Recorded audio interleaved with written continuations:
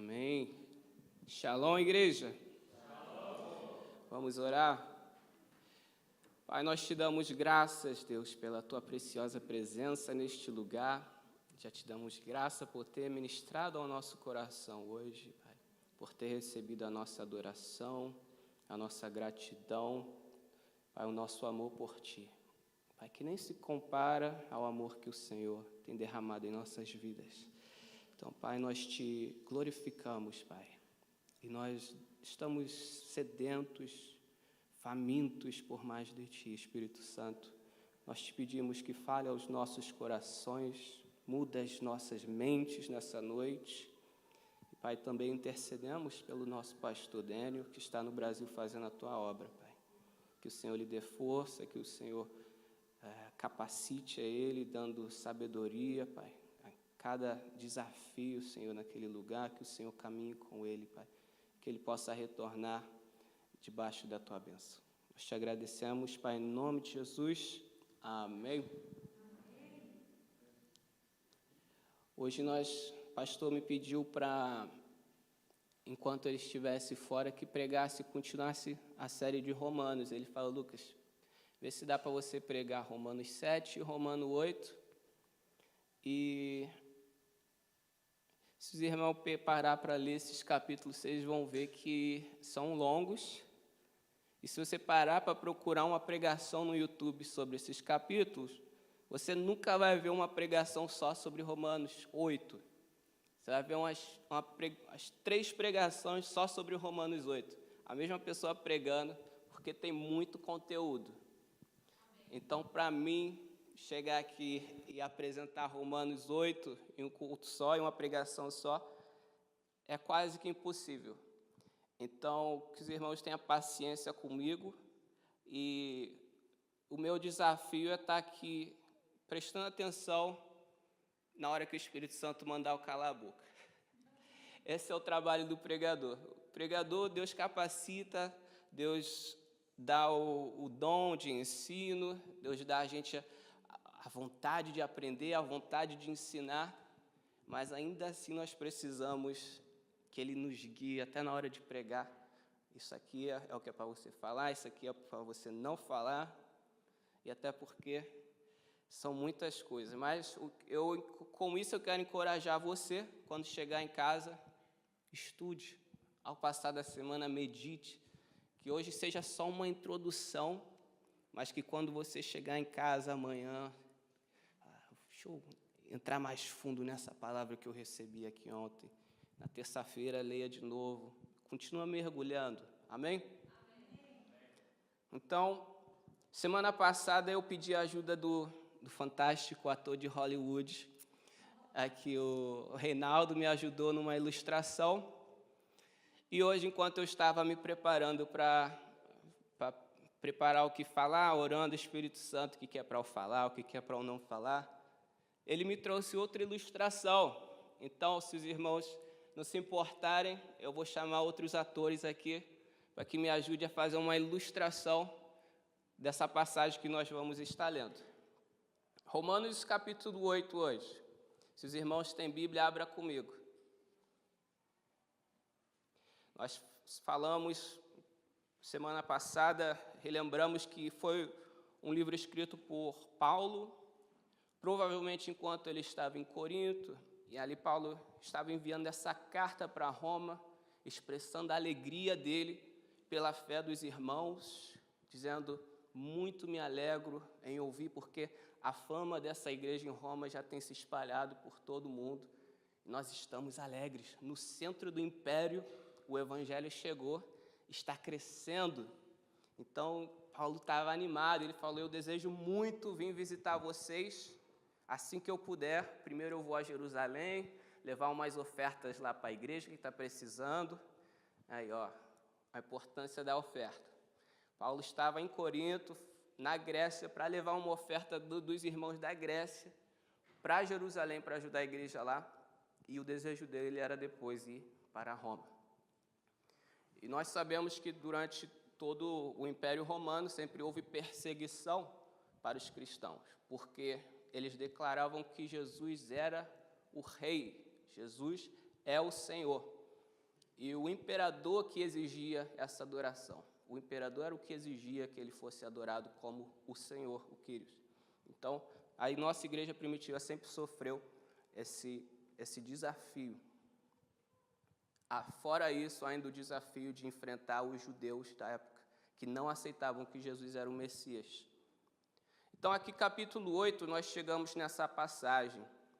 E a primeira palavra, e eu só vou parar aí, Romanos capítulo 8, versículo 1, a primeira palavra, que diz, portanto, repita comigo, portanto.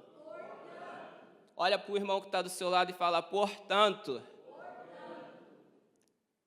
Quem começa uma conversa com portanto? Ninguém. Quando você chega num portanto, você está chegando a uma conclusão, certo? Se você chega no meio de uma conversa, você entra numa sala, está ali seus dois amigos conversando, e você ouve, então, portanto... Peraí, rolou alguma coisa antes, certo? Teve muita conversa antes. E aqui nós temos que olhar para trás. E eu vou parar aqui nesse portanto. Eu vou já chamar os meus atores de Hollywood, homens, só tem, desculpa, nessa história só tem homens na história. Algum voluntário aí? Reinaldo já se voluntariou, muito obrigado. Ele já levantou a mão, nossa, não, pode vir, você mesmo. Preciso de um homem forte, não, preciso de mais. O Emanuel levantou a mão também, vem, Emanuel, vem. Glória a Deus, esses irmãos estão se voluntariando. Agora está todo mundo olhando para o chão, ninguém quer olhar para mim. Ai, Jesus. Sabe de quantos? Vou ver aqui. A gente vai puxar. Então você vai ser aqui, vamos lá, um cara com cara de pai. Um cara de pai. Vem. Ei, mais um voluntário. Chega aí, irmão. Pai Abraão, a cara dele. Vamos lá, nós temos... Depois eu vou chamar mais um, por enquanto tá bom. Então tem o meu Abraão aqui na história. Pode sentar aqui, ó, no cantinho, Moisés. Moisés, o Abraão ficar comigo. Tá. Moisés, senta aí. Davi, aí. Abraão, eu sou um juiz justo, poderoso, e eu te chamei.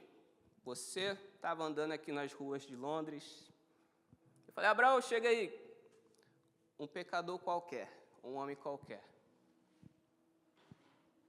Abraão, eu vou te enviar para uma terra lá para o norte. Você entra no seu carro, pega a M11 e sobe, tá bom? Vai.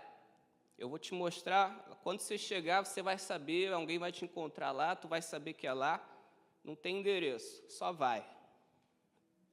E, chegando lá, alguém vai te encontrar, eu tenho uma promessa para você.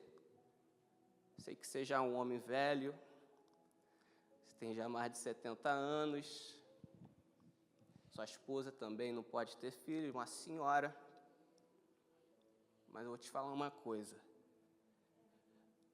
Você vai ser pai de nações. Você acredita? Sim. Amém? Então vai. Me espera lá atrás. Ó. Lá se foi Abraão, passaram tempos. A pessoa que devia aguardar ele lá, aguardou ele lá, encontrou ele lá. Mostrou para ele onde é que ele devia ir. Lá ele enriqueceu, se tornou um dos homens mais poderosos e ricos da terra. Velhinho, tadinho, mas foi. Passar um tempo, Abraão voltou. Vem, Abraão.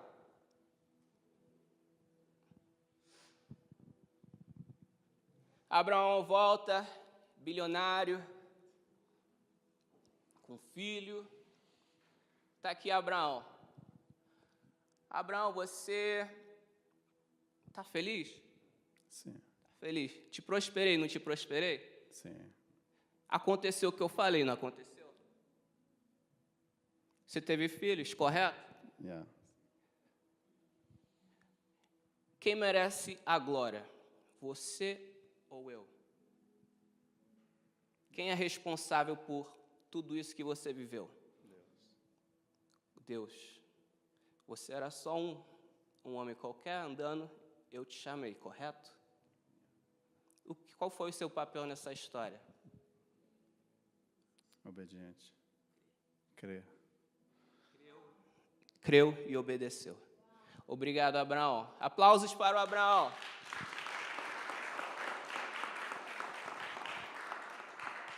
E com isso, eu ponho agora sobre você, Abraão, você que era um Zé Ninguém, um homem qualquer andando na rua, eu como um juiz poderoso, eu ponho sobre você o meu selo de justificação. A partir de hoje, você não é um Zé Ninguém. Você está justificado por causa da sua fé em acreditar em mim. Amém? Passou-se um tempo. E mais uma coisa, e você vai ser pai de todos que tiverem fé, tá bom? Vamos lá. Passou-se um tempo. Chegou Moisés. Vem, Moisés. Moisés sobe o Sinai e recebe o quê? Os 10 mandamentos. Recebe os 10 mandamentos, a lei. Tem uma Bíblia aí? Só para... Aqui, tem uma... Eu sou o juiz e te entrego os 10 mandamentos. Moisés, segundo a lei, o homem que pecar, esse também morrerá. Então, o seu trabalho é? Matar. Muito bem. A lei mata. Melhor matador do que um faixa preta de jiu-jitsu? Deus sabe quem escolhe, então. Quem deu a lei? Quem deu a lei? Deus. A lei é boa, porque ela fala o que a pessoa tem que fazer de correto. A lei não manda você matar ninguém, ela fala, não matarás. Mas se tu matar, a lei te mata. Entendeu? A lei é boa. Quem quebra a lei é que é ruim.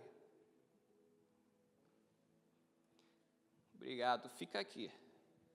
Davi, um certo dia, um dia muito triste. O que Davi faz? Está na janela do seu palácio, ele avista quem? Batseba. Bonita. Linda. Acontece o que acontece, Davi se torna adúltero e assassino. O que a lei manda fazer com quem mata? Matar. O que a lei manda fazer com quem adultera? Matar. Obrigado. Davi, eu que sou juiz, nós estamos aqui diante de uma corte. A lei que eu dei diz que você deve ser morto. Então agora, Davi, eu preciso de um drama muito forte. Prepara para chorar. Põe aqui na tela sonoplasta, nosso querido John. Romanos capítulo 7, versículo 24. Esse aí vai ser sua fala. O miserável homem que eu sou, quem me livrará do corpo desta morte?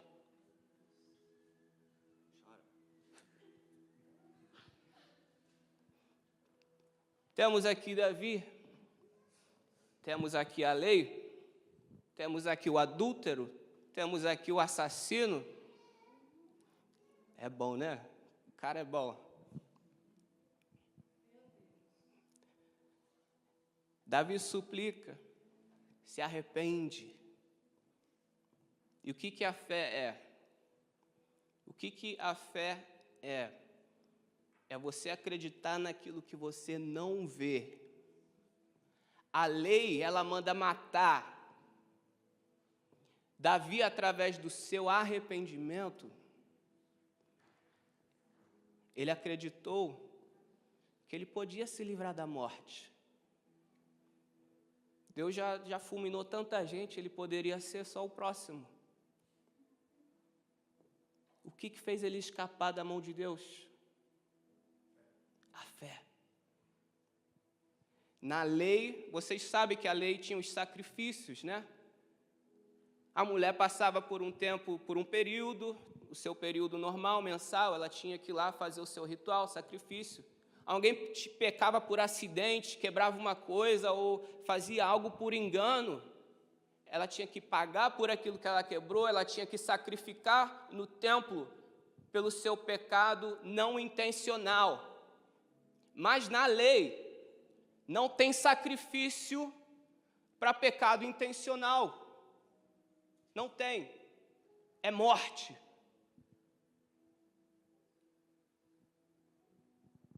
Não tinha para o assassino como ir no templo e sacrificar uma ovelha e se livrar daquilo. Não tinha. O sacrifício que tinha era para pecado não intencional. O que livrou o homem da morte foi a fé. Davi suplica, sabendo que não tem saída. Então, o que se manifesta? Mediante a fé. Romanos 3, 21.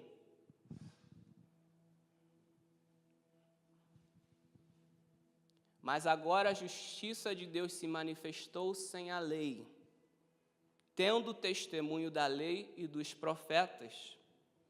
Que lei, que justiça é essa? É a graça. É a graça. Emanuel, agora levanta aqui.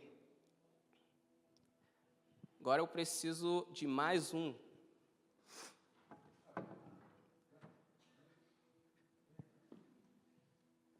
Jesus, isso aqui vai dar certo. Eu preciso de um só para segurar a cruz. Esse aqui. Agora eu preciso de um Josué. Quem é que tem cara de Jesus aqui? Jesus. Tem cara melhor para representar Jesus. Josué.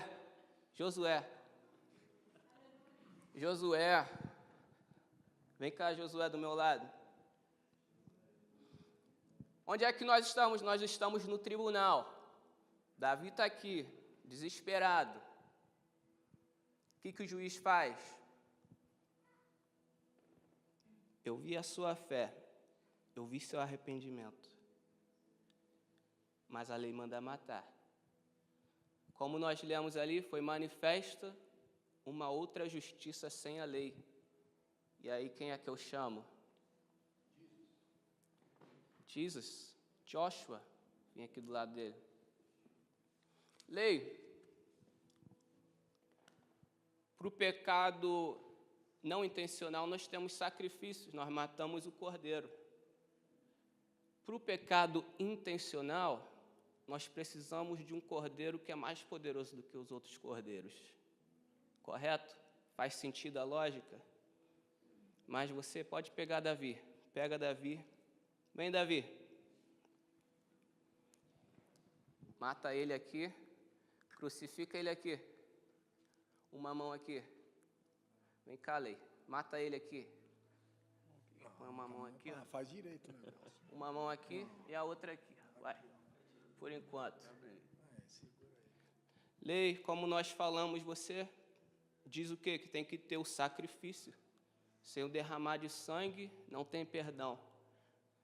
Então, o que nós fazemos? Você não. Eu envio o meu filho, o Cordeiro perfeito.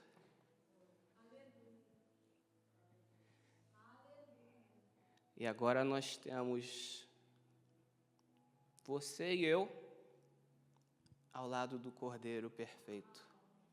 De um lado nós temos o adúltero, o assassino, e junto com ele o Cordeiro perfeito, que João dizia: eis o Cordeiro de Deus que tira o pecado.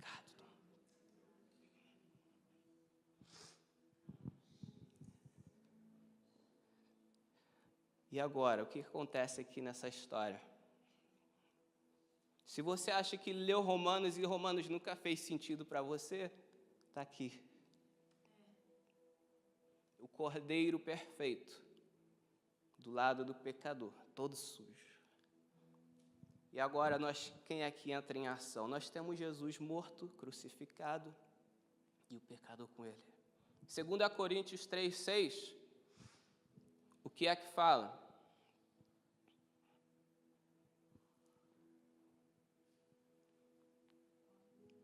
O qual também nos fez capazes de ser ministro. Volta mais um versículo, do 4. E tal confiança nós temos através de Cristo em Deus. Não que sejamos suficientes por nós mesmos para pensar alguma coisa como de nós mesmos, mas a nossa suficiência é de quem, Davi? É de Deus. O qual também nos fez capazes de ser ministro do Novo Testamento, não da letra, Moisés, mas do Espírito, porque a letra mata, e ela matou. Mas o Espírito, aqui está o Espírito Santo. Vai lá, Espírito, ressuscita Jesus e o homem. Vai, leva eles, tira eles da cruz, tira eles.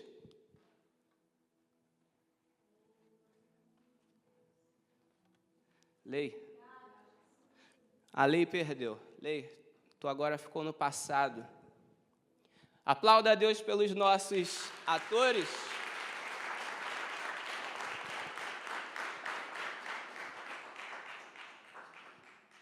Eu queria que vocês visualizassem, porque algumas pessoas aprendem mais olhando, mas é isso mesmo que aconteceu. O Espírito, aquele que ressuscitou a Cristo dentre os mortos, é Ele que te ressuscita. Vem comigo, Romanos capítulo 6 agora.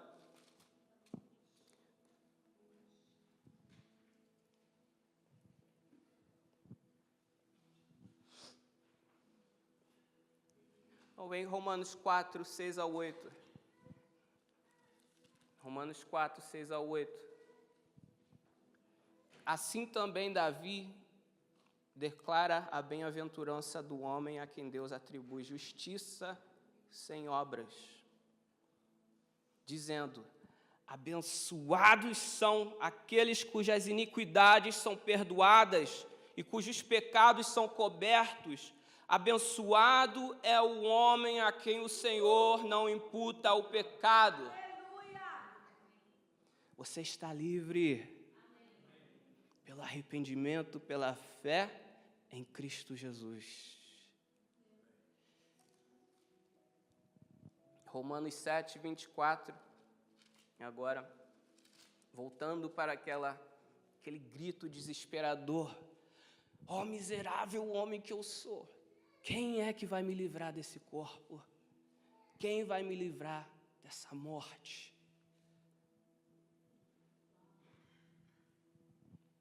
E logo ele responde, o que ele responde? 25. Davi ali do lado, com Jesus ao lado dele: eu agradeço a Deus por meio de Jesus Cristo, o nosso Senhor. Assim, pois, com a mente, eu mesmo sirvo a lei de Deus, mas a carne a lei do pecado. Mas então minha carne ficou aonde agora que o Espírito me ressuscitou? A carne ficou na cruz. É lá que é o lugar dela. Eu ressuscitei com o Espírito de Deus, com o Espírito Santo de Deus, para andar em novidade de vida. ficou lá na cruz. Os seus pecados e o seu velho homem, as suas velhas atitudes, seu velho comportamento, suas velhas conversas, as suas velhas práticas, seus velhos pensamentos, tudo se fez novo. E aí nós podemos agora voltar ao nosso portanto. Agora que nós entendemos tudo isso, você agora entendeu o que estava rolando na conversa antes de você chegar. Paulo diz: portanto, agora nenhuma condenação há para os que estão em Cristo Jesus, que não andam segundo a carne, mas segundo o Espírito. Porque a lei do Espírito de vida, do Espírito Santo de Deus, em Cristo Jesus, me livrou da lei do pecado e da morte. Porquanto, o que a lei de Moisés não podia fazer, visto como ela estava fraca pela minha carne, Deus, enviando o seu próprio Filho em semelhança da carne pecaminosa e pelo pecado, condenou o pecado na carne, para que a justiça da lei fosse cumprida em nós. Agora a lei olha para você e, ao invés de te matar, ela fala: você cumpriu. Porque o que está contigo é o Cordeiro que tira o pecado do mundo.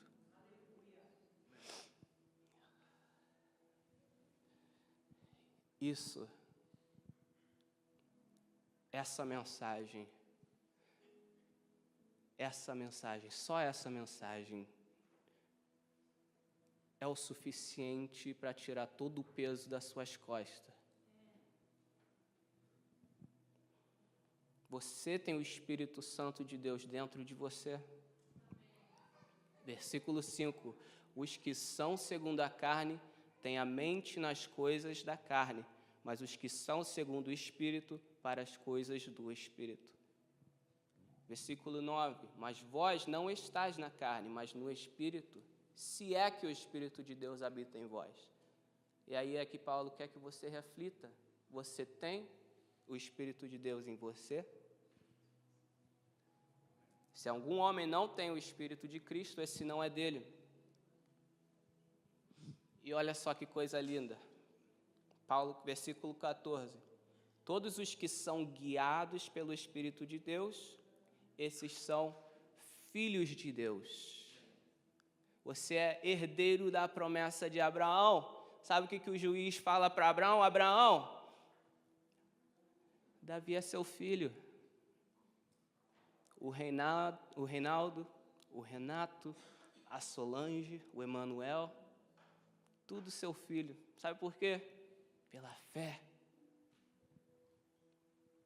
Nós somos herdeiros da promessa.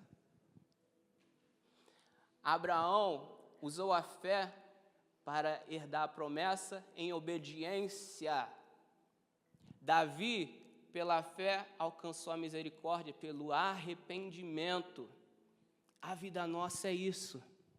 É o arrependimento, é a obediência. É o arrependimento, é a obediência. É a luta contra a carne e a obediência ao Espírito.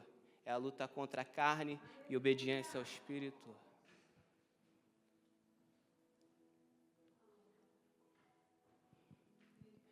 Paulo traz aqui esses dois, Abraão e Davi.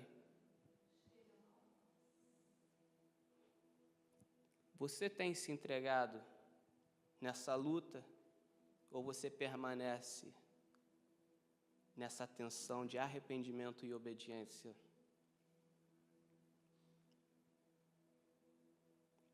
Nós estamos crucificados. Romanos 6, a pastora pregou aqui. O que diremos então, agora que Davi saiu da cruz? Foi por pouco, quase que eu perdi a cabeça. E agora, Davi, permaneceremos no pecado para que a graça possa abundar? De forma alguma. O Espírito que responde isso para a gente todos os dias. Para de pecar. Não foi para isso que eu te ressuscitei. Para de pecar. Versículo 3, não sabeis que todos os que fomos batizados, batizado com Cristo, fomos batizados na sua morte, não sabeis que, portanto, fomos sepultados, olha essas palavras, batizados, sepultados, fomos sepultados com Ele para a morte pelo batismo. Vira para o irmão que está do seu lado e fala, morremos. Estamos sepultados. Vê aí se ele está morto.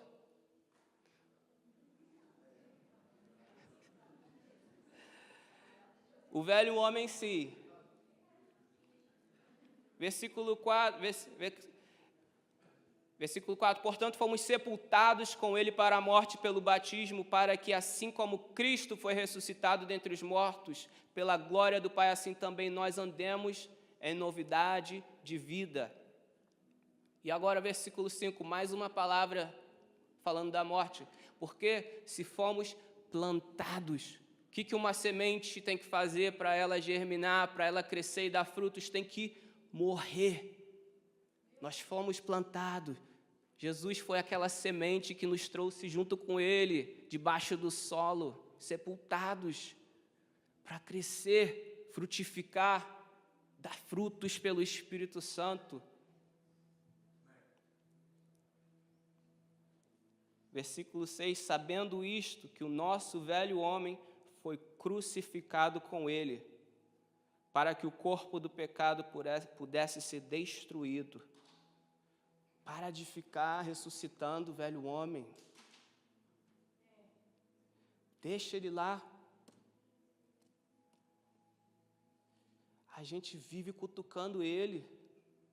Ah, que saudade. Poxa, era tão bom. Naquela época, a lei dizia para a gente, né? Não cometa adultério. Mas sabe agora que você anda com o Espírito, o que ele fala? Nem olha. Porque se olhar já pecou.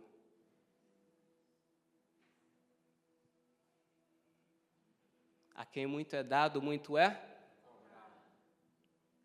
Ou você acha que você vai andar com o santo dos santos dentro de você e você vai andar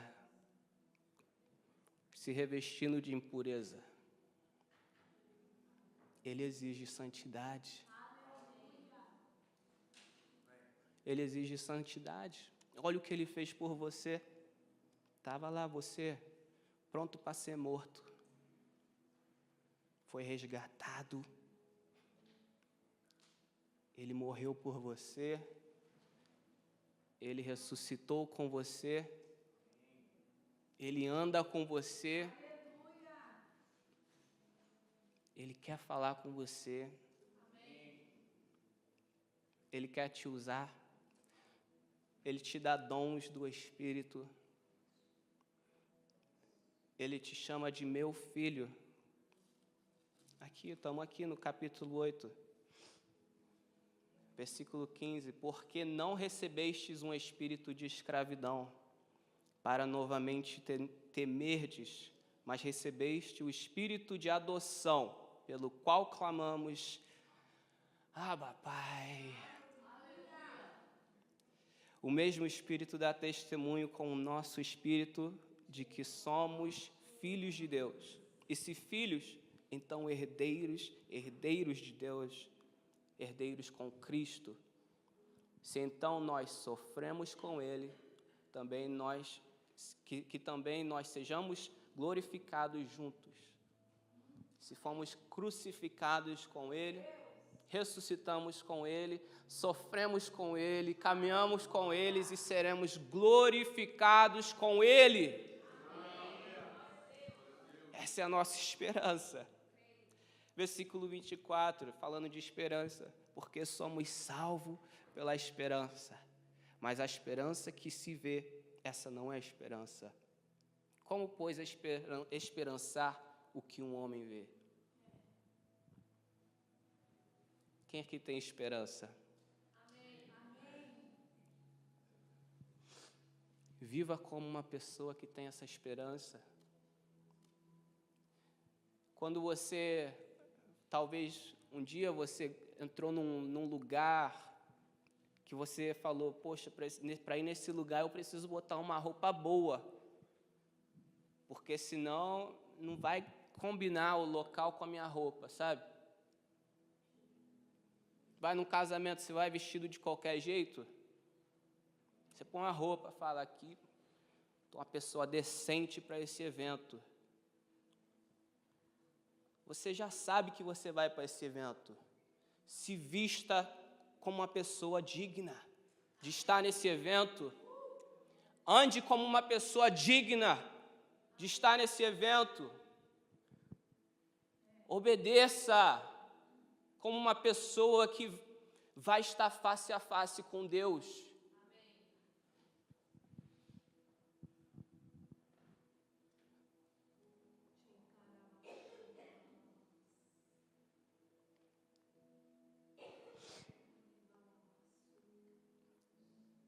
É fácil falar de fé, é fácil falar de esperança, até que o dia ruim vem, até que o dia difícil chega, até que um câncer, um diagnóstico de câncer aparece, até que eu perco o meu trabalho, até que eu entro numa situação financeira impossível de sair dela, até que meu relacionamento entre numa crise enorme, até que o resultado de uma prova que eu esperava ir bem, saia um desastre. Aí a nossa fé é testada. Paulo aqui ele está falando para um grupo de gente que provavelmente a maioria deles ou vai ser presa, vai ser crucificada, ou vai viver debaixo de perseguição. E ele fala de fé e esperança para esse grupo. Sabe esse versículo lindo que a gente lê? Vamos ler junto. Versículo 28. E sabemos que todas as coisas trabalham juntamente para o bem daqueles que amam a Deus, daqueles que são chamados de acordo com o seu propósito. Que coisa linda!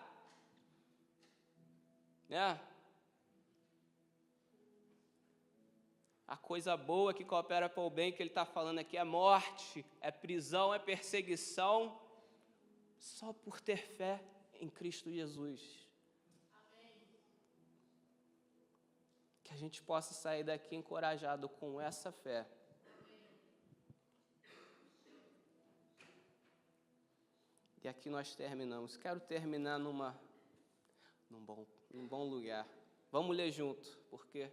Mas com isso em mente, Paulo está escrevendo para um povo que vai ser perseguido, imprisionado e morto, e Paulo está escrevendo para a igreja que está na cidade onde ele vai morrer, onde ele vai chegar lá como prisioneiro. Porque teve fé em Cristo Jesus. Eu quero te convidar a levantar, vamos ler junto? Do versículo 31 até o final, versículo 39.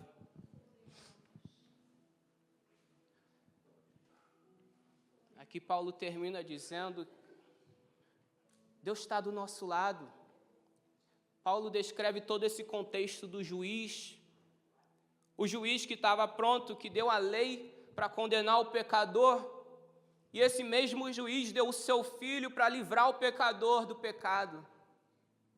E Paulo fala assim, então esse juiz está do nosso lado? Então esse juiz nos ama? E aí ele chega com essa pergunta, vamos ler junto? O que diremos então a estas coisas? Se Deus é por nós, quem pode ser contra nós? Aquele que não poupou ao seu próprio filho, mas o entregou por todos nós, como não nos dará gratuitamente também com ele todas as coisas? Quem acusará alguma coisa aos escolhidos de Deus? É Deus quem o justifica. Quem é o que condenará? É Cristo que morreu, sim, que foi ressuscitado, o qual está à direita de Deus e também intercede por nós. Quem nos separará do amor de Cristo? Será a tribulação, ou a angústia, ou a perseguição, ou a fome, ou a nudez, ou o perigo, ou a espada? Como está escrito, por causa de ti somos mortos todo dia, somos considerados como ovelhas para o matadouro. Mas em todas estas coisas somos mais do que vitoriosos através daquele que nos amou. Pois eu sou persuadido de que nem a morte, nem a vida, nem os anjos, nem os principados, nem as potestades, nem as coisas presentes, nem as coisas por vir, nem a altura, nem a profundidade, nem alguma outra criatura será capaz de nos separar do amor de Deus que está em Jesus Cristo, o nosso Senhor. Aplauda a Deus, glorifique o nome dEle.